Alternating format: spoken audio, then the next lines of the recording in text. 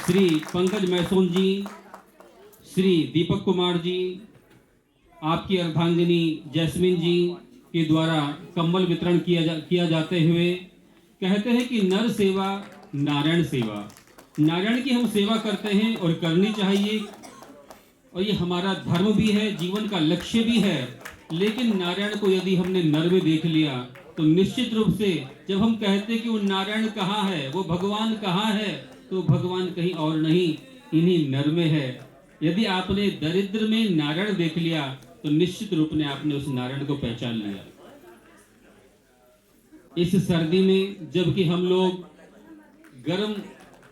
गर्मी के लिए बहुत सारे उपाय करते हैं, हीटर लगाते हैं, रूम हीटर लगाते हैं, ब्लोअर लगाते हैं, ऐसी स्थिति में अगर किन्हीं के पास अगर कंबल जो बेसिक चीज है, बेसिक नीड है, अगर उसकी उपलब्ध हो, आप किसान यूनियन के प्रदेश अध्यक्ष हैं, आपका मंच पर हार्दिक स्वागत और अभिनंदन। चूंकि आप सभी गणमान्य महानुभाव समाज सेवा से जुड़े हुए हैं और कहीं न कहीं आप सभी की समाज सेवा के कार्यक्रमों में बढ़ चढ़ करके प्रतिभाग होता है, तो मैं आमंत्रित कर रहा हूं किसान यूनियन के प्रदेश अध्यक्ष देवेंद्र चौधरी जी को। आप भी अपने कर कमलों द्वारा जो आए हुए हमारे सामने महानुभाव है उनको कंबल प्रदान करने का कष्ट करेंगे। सभी दर्शकों से, महानुभावों से अनुरोध है कि आप लगातार तालियों के द्वारा उत्साहवर्धन करने का कष्ट करें। आदरणीय मनीष बख्शी जी जो कि हमारे समक्ष विराजमान हैं, अग्रिम पंक्ति में आपसे भी अनुरोध है कि आप मंच पर आकर के कंबल विद रजिया बेग मैम को भी मैं आमंत्रित करना चाहूँगा। आप सीनियर एडवोकेट हैं और आप समाज सेवा के कार्यक्रमों में बढ़ चढ़ करके प्रतिभाग करते हैं। उसे अनुरोध की करतल ध्वनि के द्वारा जो आए हुए हमारे जरूरतमंद हैं उनका उत्साहवर्धन करने का कष्ट करें और उनके मन में एक हीन भावना नहीं, उनके मन में एक उदात्त भावना जागृत होनी चाहिए।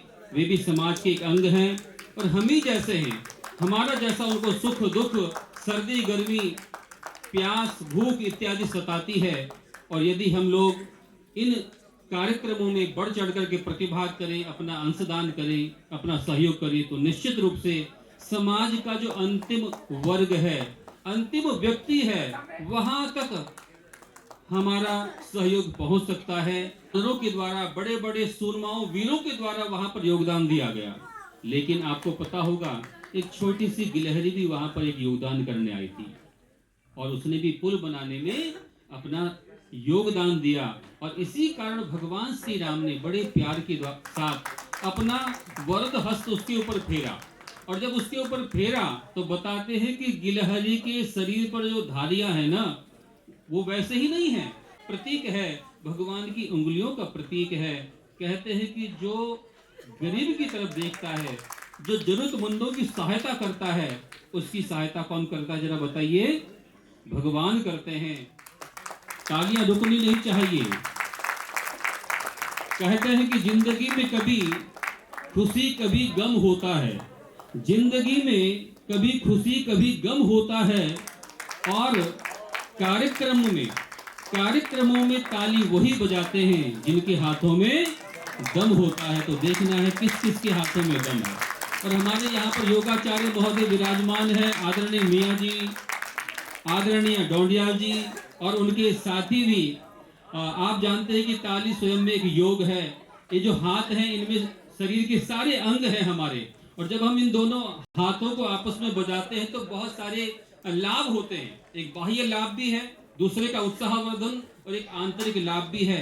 हमारे सारे अंग निरोग हो जाते हैं, स्वस्थ हो जाते हैं, और सभी की एक्सरसाइज भी हो जाती है। इसलिए जब भी अवसर मिले ताली बजाने का तो हमें पीछे नहीं हटना है। जोरदार तालियों के द्वारा स्वागत, अभिनंदन। हमें लगता है कि शायद केवल फोटोग्राफी हुई होगी, हाँ या ना? जरा बताइए हाँ या ना। लेकिन आज लाइव आपके लगभग 5000 कंबल अनाथों को, दिव्यांगों को, वंचितों को और बेसहाराओं को, गायों को और जो भी हमारे पशु हैं उनको वितरित किए गए हैं। आदरणीय दीपक कुमार जी, आपका लगातार बजाते रहिए जब तक कंबल पे लगेगा, 200 लगेगा, तब तो आप कहते कि नहीं भैया अब नहीं बचाएंगे। भाई इतना ही था हमारी पॉकेट में। लगातार तालियां बजनी चाहिए। बोलिए भारत माता की, जोरदार आवाज, भारत माता की। के माध्यम से सुना होगा, पढ़ा होगा कि इस वर्ष सर्दी कैसी पड़ेगी, जरा बताओ। कड़ाके की। बोले जय श्री राम। कैसी पड़ेंगी? कड़ाके की। अब सोचिए जरा, अभी बहुत सारे ऐसे लोग होंगे जिनको कंबलों की या गर्माहट की आवश्यकता है। क्या आप लोग भी इसमें सहभागी बनना चाहेंगे?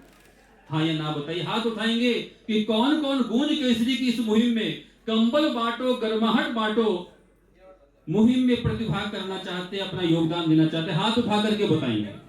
तो मेरा आप सभी दानवीर, कम से कम आपने अपनी इच्छा व्यक्त की है, आप सभी का मैं स्वागत सम्मान करता हूं और आपसे अनुरोध करता हूं कि आप अवश्य में अपना योगदान करेंगे किसी न किसी रूप में।